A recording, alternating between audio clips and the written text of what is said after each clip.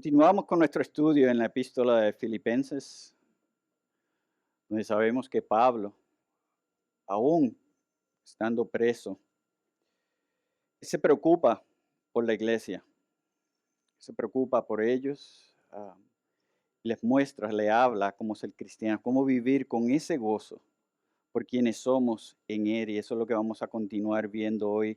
En especial vamos a ver cómo debemos ocuparnos en ese crecimiento, en esa intimidad con el Señor. Y recuerdo yo al principio, cuando el Señor comenzó a transformar mi vida, cuando el Señor tocó mi corazón, lo confundido en especial que yo estaba en el principio.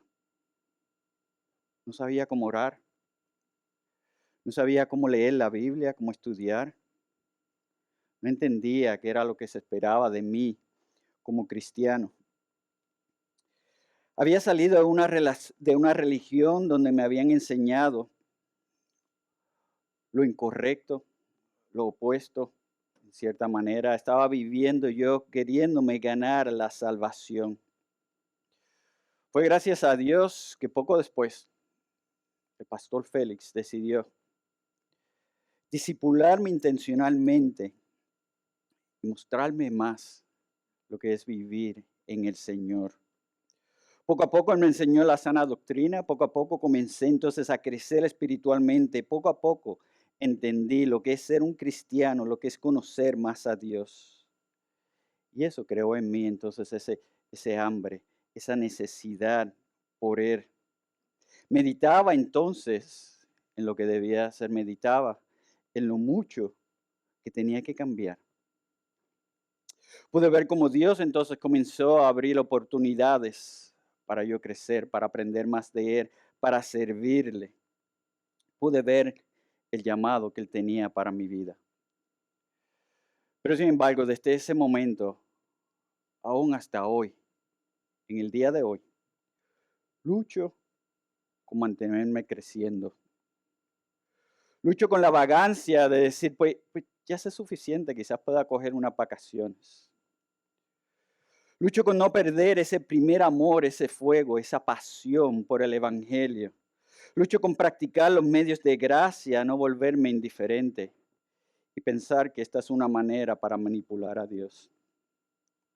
Lucho con poder servir sacrificialmente, con la actitud correcta, con el gozo, en especial lucho para poder ser sensitivo a la guía del Espíritu de Dios. Quizás te preguntes, pero ¿por qué tanta lucha? ¿Por qué hay que luchar tanto y es tan difícil si el Señor nos salvó? Si el Señor ahora quiere que reservamos, ¿por qué tan difícil? Entiende, todos fuimos creados a la imagen y semejanza de Dios, en una relación con Él. Pero el pecado corrompió eso, el pecado dañó y nos rompió, nos hizo ahora orgullosos, indiferentes.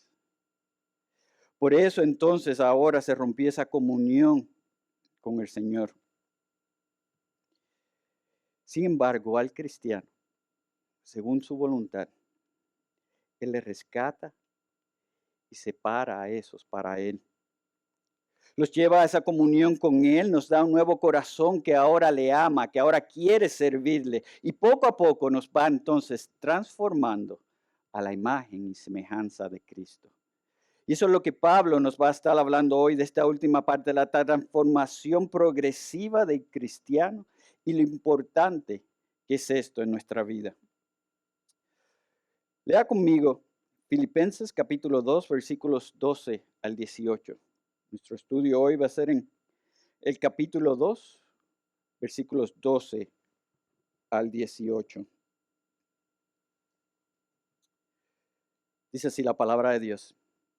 Así que, amados míos, tal como siempre han obedecido, no solo en mi presencia, sino ahora mucho más en mi ausencia, ocúpense de su salvación con temor y temblor. Porque Dios es quien obra en ustedes tanto el querer como el hacer para su buena intención. hagan todas las cosas sin murmuraciones ni discusiones, para que sean irreprensibles y sencillos, hijos de Dios sin tacha en medio de una generación torcida y perversa, en medio de la cual ustedes resplandecen como luminares en el mundo, sosteniendo firmemente la palabra de vida, a fin de que yo tenga motivo para gloriarme en el día de Cristo, ya que no habré corrido en vano ni habré trabajado en vano. Pero aunque ya, pero aunque yo sea derramado como libación sobre el sacrificio y servicio de su fe, me regocijo y comparto mi gozo con todos ustedes. Y también ustedes, les ruego, regocíjense de la misma manera y compartan su gozo. Oremos para que el Señor nos guíe. Padre, te damos gracias por tu revelación. Te damos gracias, Padre, por esta iglesia, como tú nos has unido, como tú nos guías, como tú nos nutres con tu palabra, como estás haciendo ahora, Señor. Te pido que tú abras nuestros corazones. Te pido que nos des oídos para oír, para poder entender tu mensaje, tu verdad, para que así podamos continuar creciendo a una madurez, a una más íntima relación contigo. Te ruego a aquellos que no te conocen, que a través de tu palabra sus corazones sean transformados y puedan ser parte de esta familia espiritual. Señor, te pido que me guíes, que me utilices como ese vaso para llevar tu mensaje y que todos podamos entender, aplicar y enseñar lo que vamos a ver. Te amamos, te necesitamos, te lo pedimos. En el precioso nombre de Jesús. Amén. Pablo, como les dije, habla hoy de nuestro vivir cristiano. Él lo hace exhortándonos a que vivamos intencionalmente, primero ocupándonos por la salvación, versículos 12 al 13. Segundo, nos dice que vivamos intencionalmente sirviendo correctamente, versículos 14 al 16. Y por último nos dice que vivamos intencionalmente sacrificándonos, versículos 17 al 18. Si te recuerdas, Pablo ahora, después de haber exhortado a la iglesia, haberles dicho que vivan unidos en humildad, él les dice ahora que se ocupen de su crecimiento con temor y temblor. Y con esto él les exhorta directamente a que sean intencionales en ese trabajo con asombro por la salvación, versículos 12 al 13. Mira cómo él dice. Dice, así que amados míos, tal como siempre han obedecido, no solo en mi presencia, sino mucho más en mi ausencia, ocúpense en su salvación con temor y temblor, porque Dios es quien obra en ustedes tanto el querer como el hacer para su buena intención. Entiende, ya Pablo les había hablado a ellos de ser humildes. Si te recuerda, hablamos de esa enfermedad que todos tenemos, ese ego que nos ciega, que nos controla. Y vimos que la cura de esto es ser humildes como Cristo. Y para esto se necesita que seamos cristianos maduros, cristianos que imiten a Cristo. Por eso es que él comienza este pasaje diciendo, así que, refiriéndose a lo anterior. Simplemente él nos está diciendo que para ser como Cristo, quien se humilló él mismo, haciéndose obediente hasta la muerte y la muerte en la cruz, se necesita crecer en nuestra salvación. Bueno, por eso les exhorta a ocuparse de esta, o sea, a trabajar. Él no les está diciendo aquí que tengan cuidado, que vivan con miedo o que tienen que hacer algo para ganarse la salvación o que la pueden perder. Recuerda, la salvación, la justificación es solo de Dios. Él en su soberana voluntad declara justo a sus escogidos en la cruz. Él nos separa para Él y esa salvación está segura. Sin embargo, como dije al principio, porque somos cristianos pecadores, necesitamos ser transformados progresivamente a la imagen de Cristo. Eso es lo que los teólogos llaman la santificación progresiva o la salvación presente. Esa es la salvación que Pablo está hablando. Entiende, a diferencia de la justificación, Dios espera que trabajemos juntos con Él en nuestro crecimiento espiritual. Es con su guía que lo hacemos. Por eso cuando Pablo dice, ocúpense en su salvación, vemos se refiere a ese esfuerzo personal en conocer más de Dios, en obedecerle, en alejarnos del pecado, en observar nuestras vidas a través de la cruz, a imitar a Cristo en su obediencia.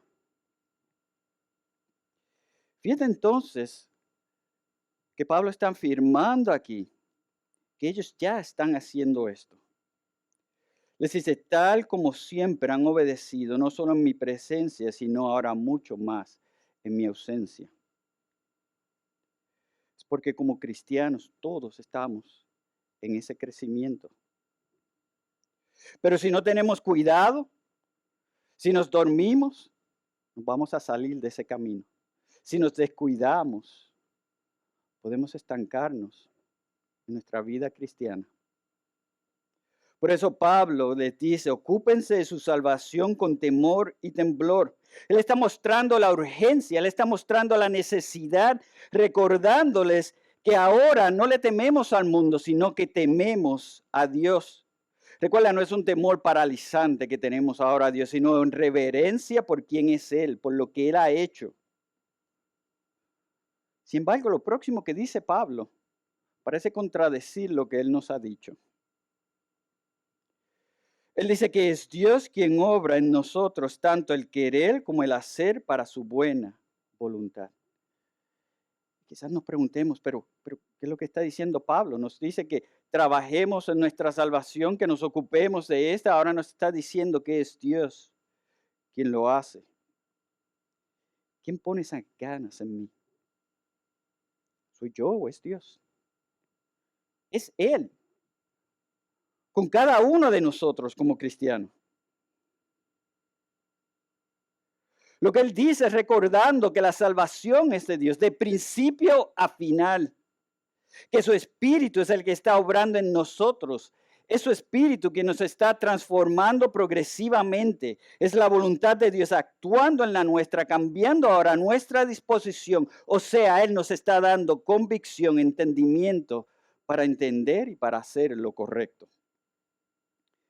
Me explico con un ejemplo.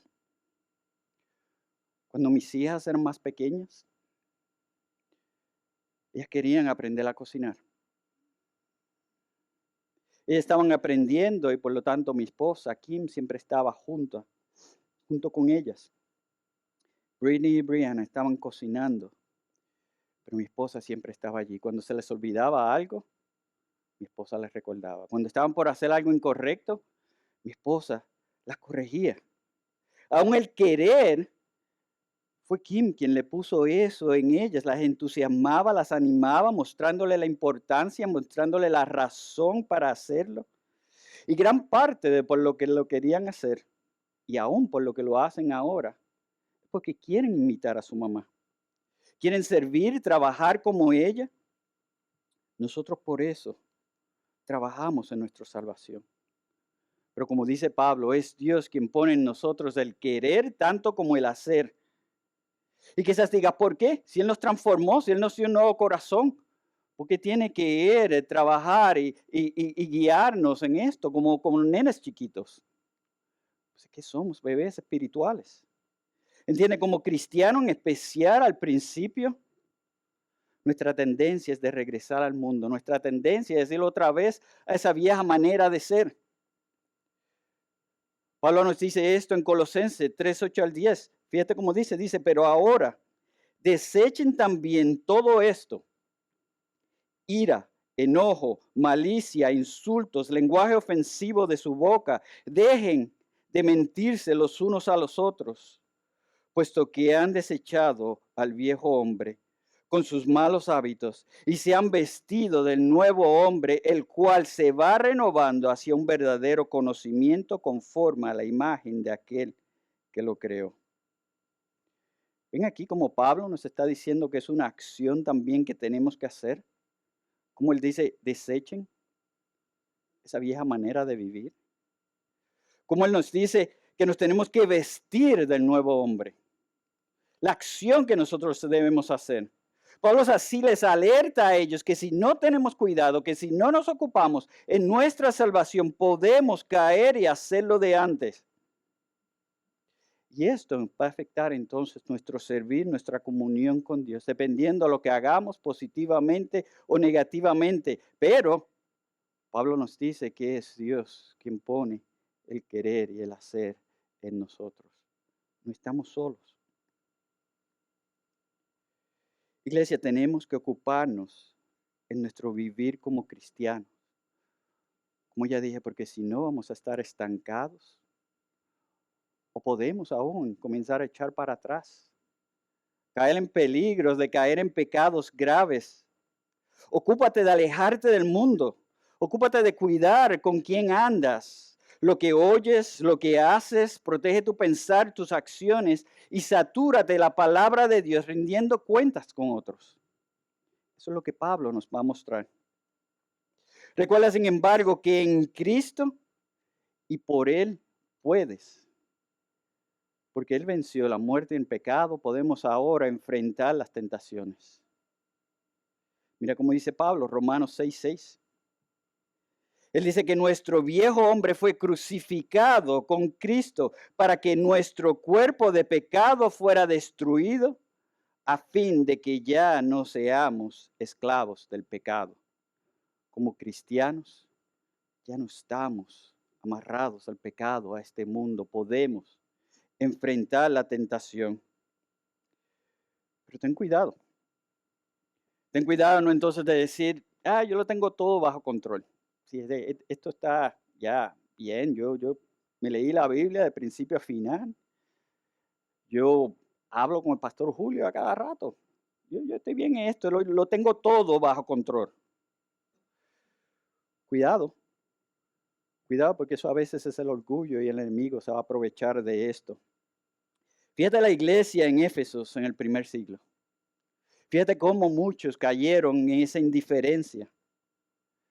Jesús dijo en Apocalipsis 2:4, dice, pero tengo esto contra de ti, que has dejado tu primer amor. Si no tenemos cuidado, eso va a suceder. Eso es ocuparse en nuestra salvación. Si nos descuidamos, el enemigo se aprovecha y nos agarra. Pero ya no le pertenecemos a Él, le pertenecemos a Cristo. Otra vez recuerda, no es que el cristiano ahora tiene que vivir en temor de perder su salvación, sino que debe de vivir con ese temor reverente que nos guía a buscar de Él. No es vivir con ansiedad, sino es vivir en obediencia sumisa. Es vivir en esa libertad que tenemos en Cristo, pero observar nuestras vidas a través de la cruz. Es pensar y saber que no estamos trabajando solos. Dios mismo te va a guiar, te va a corregir, porque su interés ha sido siempre que seas como su hijo. Eso es lo que te asegura lo que Pablo ya nos dijo, que el que comenzó en ti la buena obra la perfeccionará hasta el día de Cristo Jesús. Filipenses 1:6. Con esto es que sabemos que por su Espíritu vamos a perseverar hasta el último día, cuando seremos glorificados, hechos ahora a la imagen y semejanza del Señor. Pablo entonces continúa y él nos da la aplicación. Él nos dice cómo hacer esto, que es sirviendo con mansedumbre, que es dando un buen testimonio, que es aferrándonos del Evangelio. Como dicen mis hermanos, echarle ganas al Evangelio, a Dios. Él dice, hagan todas las cosas sin murmuraciones ni discusiones, para que sean irreprensibles y sencillos, hijos de Dios sin tacha, en medio de una generación torcida y perversa, en medio de la cual ustedes resplandecen como luminares en el mundo, sosteniendo firmemente la palabra de vida. Pablo no nos está diciendo que tenemos que vivir callados, tímidos o con miedo. pero sí nos recuerda a que no podemos vivir en descontento, a que no podemos vivir quejándonos, protestando a Dios por todo lo que sucede, por lo que hay en nuestra vida. Es vivir en confianza y dependencia a Él, vivir con gozo, no importa las circunstancias. Recuerda, los cristianos vivimos con la autoridad que Dios nos da. Tenemos ahora ese valor como sus hijos adoptivos y por eso tenemos que resistir, caer en pecados como el enojo, como el resentimiento, como la envidia. ¿Entiendes? Cuando tú te quejas, cuando estás en descontento, le estás diciendo a Dios, tú no sabes lo que estás haciendo. Tú no puedes proveerme para mí. Tú no estás guiando mi vida de la manera correcta. Tú estás haciendo como el pueblo judío hizo en el desierto. Estás poniendo a Dios en juicio. Por eso es que Pablo les recuerda tener esa actitud correcta que viene al observar nuestras vidas a través de la cruz. Ese es el resultado de la santificación. El que seamos irreprensibles y sencillos, hijos de Dios, sin tacha. Fíjate como Pablo, como un buen líder, no les está pidiendo a ellos que hagan algo que él ya no está haciendo, porque él vive, él trabaja y se ocupa de su salvación. ¿Entiendes? Si hay alguien que en esos momentos podía quejarse, era Pablo. Sin embargo, lo que él hace es ocuparse de discipular a esta iglesia, de guiarlos más y más al Señor. Vemos que él lo hace por la madurez de ellos, pero más que nada por la causa del Evangelio. Y él así nos recuerda que como cristianos debemos ser la luz del mundo. Lo vimos en Mateo 5:13 al 16, que dice, ustedes son la luz del mundo, una ciudad situada sobre un monte no se puede ocultar, ni se enciende una lámpara y se pone debajo de una vasija, sino sobre el candelero y alumbra a todos los que están en la casa. Así brille la luz de ustedes delante de los hombres para que vean sus buenas acciones y glorifiquen a su Padre que está en los cielos. Su intención, como vemos, es mostrar nuestra obligación como cristianos, de ser un buen testimonio, de dar ese buen ejemplo, imitando a Cristo. Eso es parte de esa madurez espiritual. Por eso Él los llama luminares, porque nuestro comportamiento, con eso mostramos quién es Dios. Con eso mostramos el Evangelio, mostramos a Cristo. ¿Entiende? Filipos era una ciudad perversa, una ciudad donde había mucha injusticia, una ciudad pagana, de mucha idolatría. Tristemente, no muy diferente a como estamos viviendo en estos días. Y Pablo les dice que enfrenten todo esto, viviendo de una manera piadosa, trabajando en su salvación, ocupándose de dar ese buen ejemplo y testimonio a otros. Usted dirá, pero ¿cómo? ¿Cómo entonces puedo hacer eso? Si estamos viviendo en un mundo donde en cada esquina hay inmoralidad, todo lo que vemos, todo lo que hacemos es egoísmo, donde simplemente en nuestros teléfonos podemos entrar a tanta maldad. ¿Cómo? ¿Cómo puedo hacer eso en este mundo donde hay tanto orgullo, tanto egoísmo? Pues Él nos dice, de la misma manera que les dijo que que lo hicieran en esos tiempos, es la misma manera que debemos hacerlo ahora. Y es sosteniéndonos firmemente por la palabra de vida. Es entendiéndola, es viviéndola y es predicándola para otros, para que se edifiquen, para que vengan al Señor. Esa es la palabra de vida, es la palabra que nos nutre, la palabra en la que crecemos. Por medio de esta es que podemos ser más piadosos en un mundo malvado. Es por esta palabra que la compartimos para que más sean salvos y se expanda el reino de Dios. Mira esto, si tú estás colgando de un precipicio, agarrado de una soga, la vas a agarrar lo más fuerte que puedas, ¿verdad? Firme. No vas a dejar que se vaya porque de eso depende tu vida. Así debe ser nuestra urgencia. Así debe ser nuestra dependencia en la palabra del Señor. Entiende, no es ese rigor de leer más como para que Dios nos deba algo. Es aprender quién es Él. Es para amarle más a Él, vivir en su gracia, depender y confiar en Él. Tenemos que depender, aferrarnos de la palabra de Dios. Mira, no es solo la palabra de Dios que salva al incrédulo, sino es también para crecer como cristianos. Por eso Pablo dice que es la palabra de vida. De esta deben todo nuestra vida espiritual. Desde la justificación hasta la glorificación. Debemos siempre estar empapados de la palabra del Señor. Por eso es que Pablo les dice luego, a fin de que yo tenga motivos para gloriarme en el día de Cristo, ya que no habré corrido en vano, ni habré trabajado en vano. Pero usted dirá, pero eso suena confuso. Es como un freno que puso ahí Pablo. Nos está diciendo que trabajemos la palabra del Señor, que nos ocupemos, que trabajemos nuestra salvación. Ahora nos está diciendo que es para Él gloriarse, que Él está esperando que la iglesia haga bien para Él entonces poder jactarse de eso. Eso no es lo que Él dice. Cuando Él dice para gloriarme, Él está hablando de alegrarse de ellos. Es esa alegría que sentimos cuando vemos a un hermano que se está acercando más al Señor. Cuando escuchamos, como escuché esta mañana, a una persona que dio su vida a Cristo,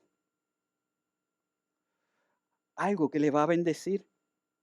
El pastor Stephen Lawson dice, Pablo está diciendo que si los filipenses se ocupan de su salvación, dejan de quejarse y se aferran al Evangelio, él tendrá una mayor razón para alegrarse en ese día final por lo que el Señor ha hecho en ellos y por cómo usó a Pablo en esos propósitos.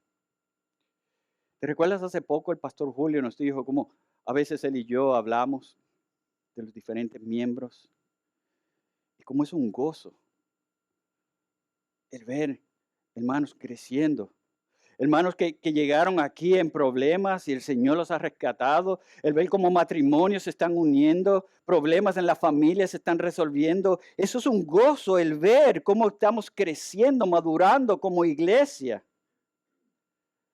Eso es lo que Pablo está haciendo. Él, como el pastor Julio y yo, sabemos que en Cristo Dios está trabajando en su iglesia. Y Pablo se regocija en que a través de él Dios enseñó, preparó a esta iglesia para que el evangelio se expandiera. No para la gloria de Pablo, sino como él ya nos dijo, para la gloria y alabanza de Dios.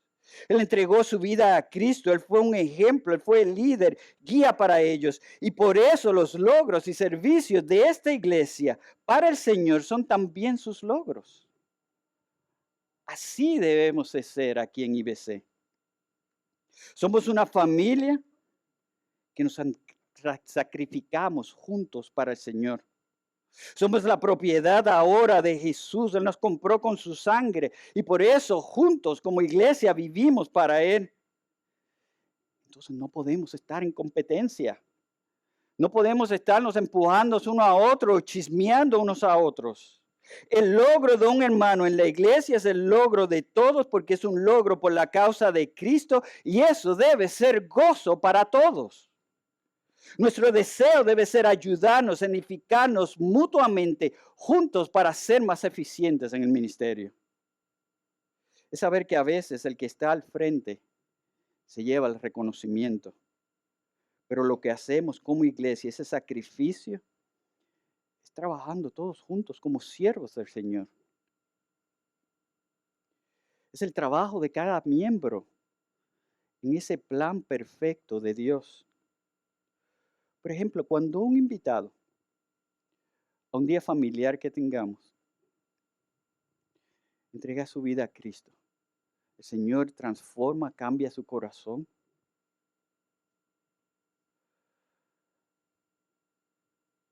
¿Quién hizo eso? ¿Quién transformó ese corazón? ¿Quién es el que se lleva la gloria de todo esto? Es Dios, es Dios, es Dios. Sin embargo, Dios utilizó a los hermanos que planearon ese día. Dios utilizó al pastor que predicó el mensaje, a los hermanos que prepararon el área, a los hermanos y hermanas que cocinaron, a toda la iglesia que se preocupó por recibir a esa persona, por mostrar su interés, por evangelizarles a ellos. Es entonces Dios quien se lleva la gloria del trabajo que hacemos como iglesia. ¿No hace esto eco a lo que Pablo le dijo una vez a la iglesia en Corintios, cuando estaban viviendo en competencia uno con los otros? Primera de Corintios 3, 4 a 8 nos muestra esto. Dice, porque cuando uno dice, yo soy de Pablo, y otro, yo soy de Apolo, ¿no son como hombres del mundo? ¿Qué es pues Apolo? ¿Y qué es Pablo? Servidores mediante los cuales ustedes han creído, según el Señor dio oportunidad. Fíjate, el Señor dio oportunidad a cada uno. Yo planté, Apolo regó, pero Dios ha dado el crecimiento. Así que ni el que planta, ni el que riega es algo, sino Dios que da el crecimiento. Ahora bien, el que planta y el que riega son una misma cosa, pero cada uno recibirá su propia recompensa conforme a su propio trabajo.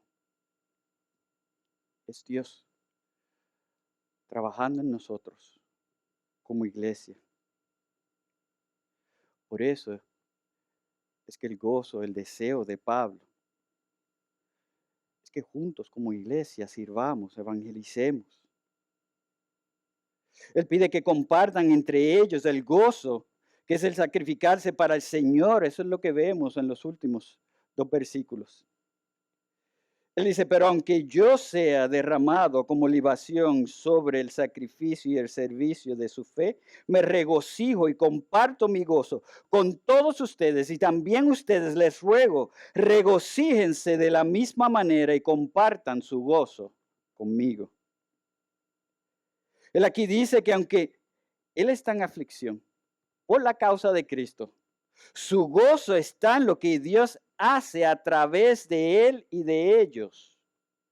Libación, ese era ese vino que se derramaba encima del sacrificio, para que cuando se quemara, se evaporara y ese aroma subiera al cielo, subiera a Dios. Por lo tanto, Pablo está diciendo que aunque él sea el instrumento quemado, el vehículo para presentar el servicio, sacrificio a Dios, para él eso es un gozo. Nos está dando aquí un ejemplo usando su vida.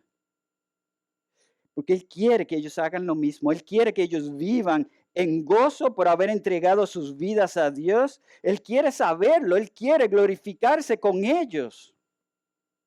Él quiere que sigan su ejemplo en vivir como un sacrificio vivo para Cristo.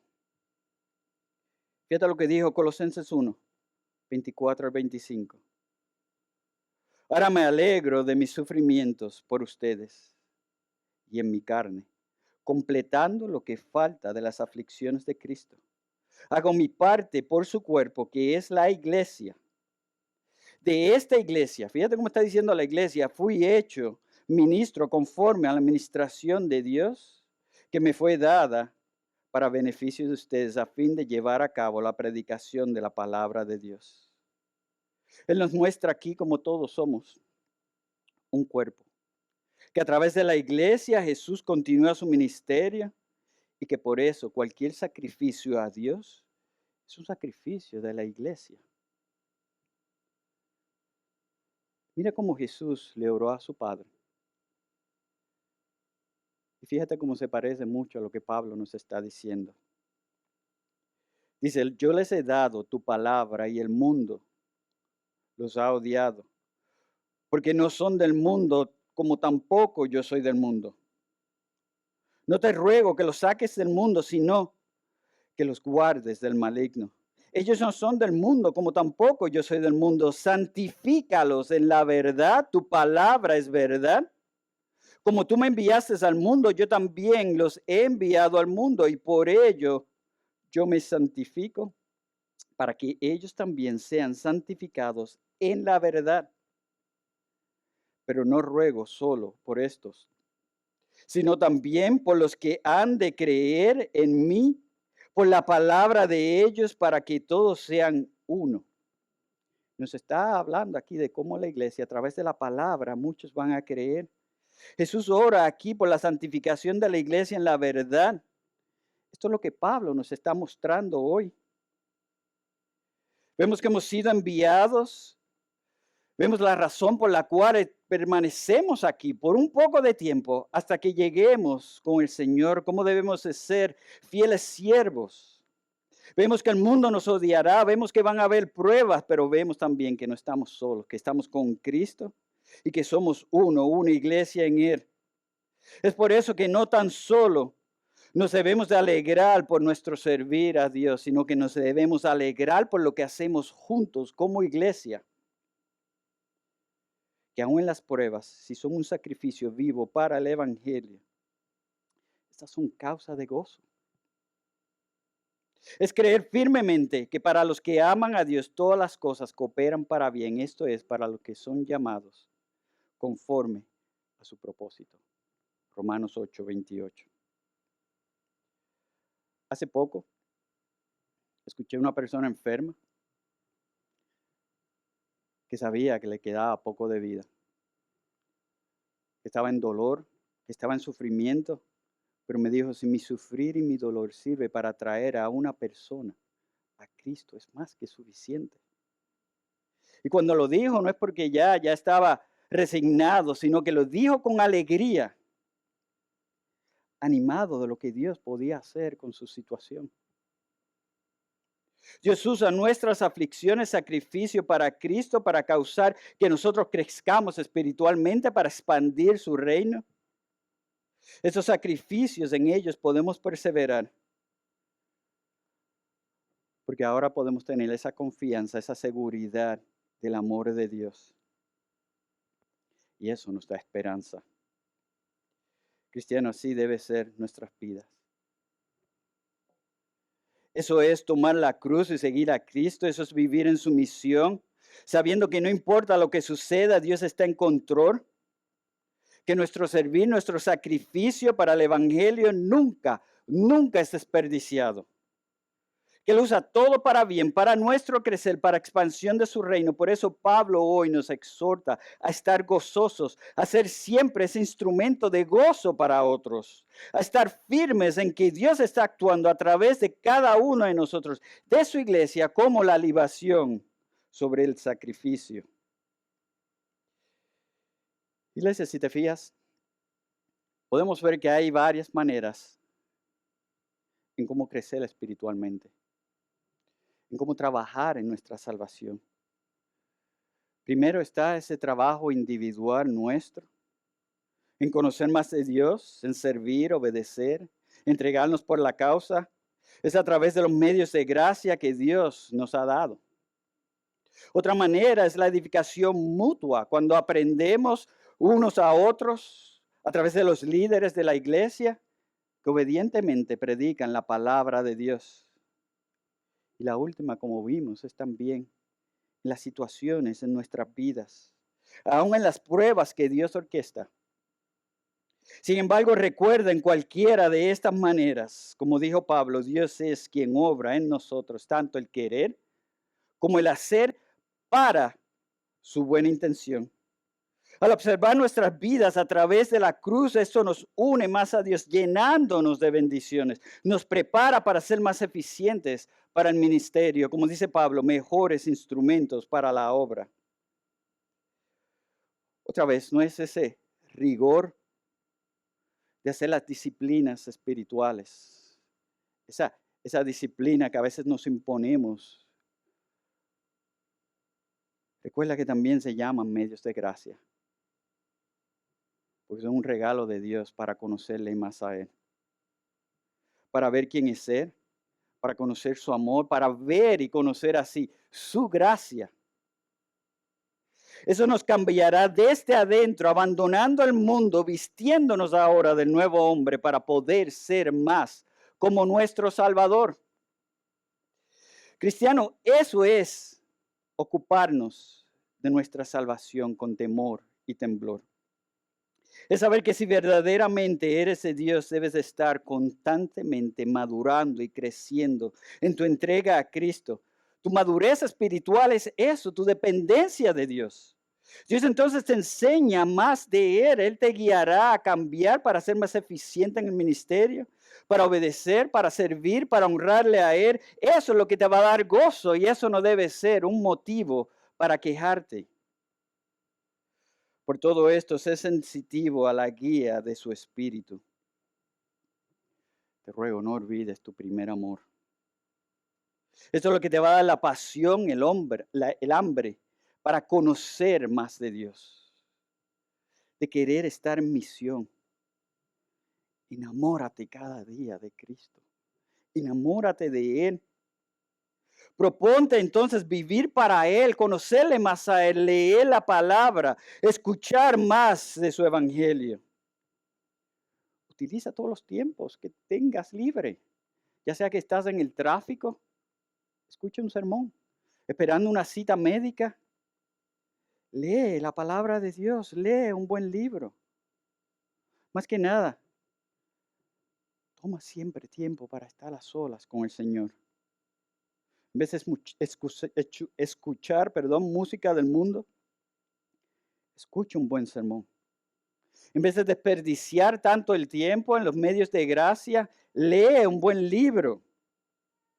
Asegúrate de tener un mentor, asegúrate de rendir cuentas, de buscar a alguien a quien tú puedas discipular.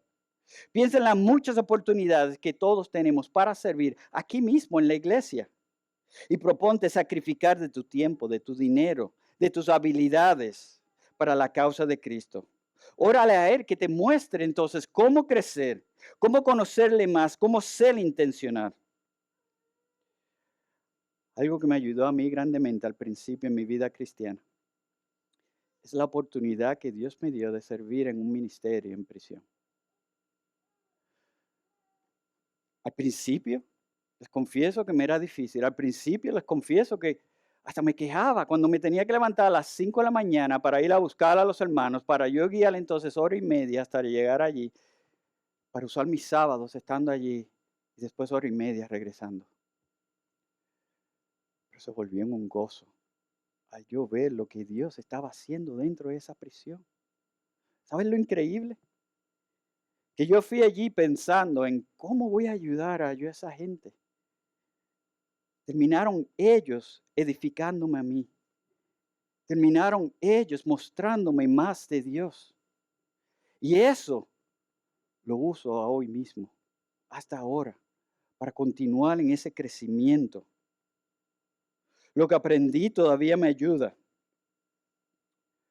Por eso pregúntate, ¿realmente te sacrificas a la causa de Cristo? ¿O tú solamente le das de lo que te sobra? Cuando tienes que sacrificar algo, ¿lo haces con gozo o tú lo haces protestando? ¿Qué has perdido o no has recibido por el amor de Cristo? Eso es sacrificio. Piensa, si QSBC, la iglesia americana, nos dice, hermanos, lo siento, pero tenemos problemas financieros, vamos a tener que vender el edificio, ustedes van a tener que buscar un sitio donde irse. ¿Estás dispuesto a sacrificar de tu tiempo, de tu dinero, de tu comunidad para continuar esta iglesia? Cuidado, hermanos, porque vivimos en una generación bien cómoda. Lo increíble es que mientras más tenemos, más vivimos en descontento. Vivimos pensando que yo me merezco esto en vez de pensar qué puedo yo dar de la abundancia que Dios me da a Él para su reino. Dar de tu tiempo, de tu dinero, de tus habilidades. Pregúntale, ¿voy a obedecer a Dios aunque eso signifique arriesgar esto o aquello? Voy a dejar de desperdiciar el tiempo, voy a usarlo para conocer más de Dios. Voy a levantarme temprano para poder tener un devocional con mi esposa. Voy a sacar el tiempo 2, 3 veces en la semana para guiar a mis hijos a Dios.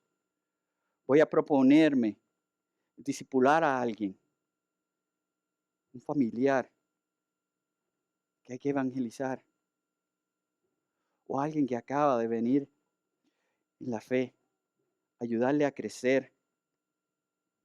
Habla con uno de los líderes, con uno de los hermanos maduros de nuestra iglesia, en cómo servir. Te podemos ayudar en las muchas maneras para ocuparnos en la salvación.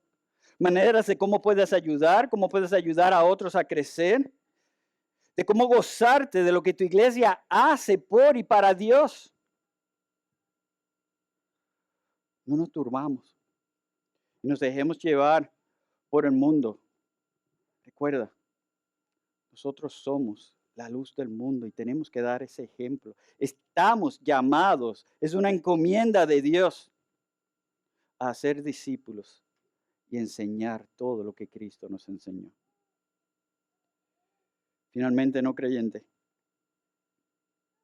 como hemos dicho mucho, si tú no eres de Dios, tú estás en guerra con Él. Tú estás en contra de Jesús, estás atrapado del mundo, te estás esclavizando cada día más y más, alejándote de quién es Él. Quizás tú creas, yo tengo todo bajo control, yo no necesito de Dios. Pero créeme, cada día te estás destruyendo más. Llegará un día en que no vas a poder. Solo Dios puede rescatarte, solo Él puede ser quien te justifique y solo por Él y en Él vas a poder madurar. Solo a través de Él puedes ir a esa íntima comunión que necesitamos con Dios. Órale entonces al Padre, a que abra tus ojos, a que derrame misericordia en ti, para que puedas entender más de Él, para que puedas entonces vivir con ese gozo, con esa paz que solo Él nos puede dar.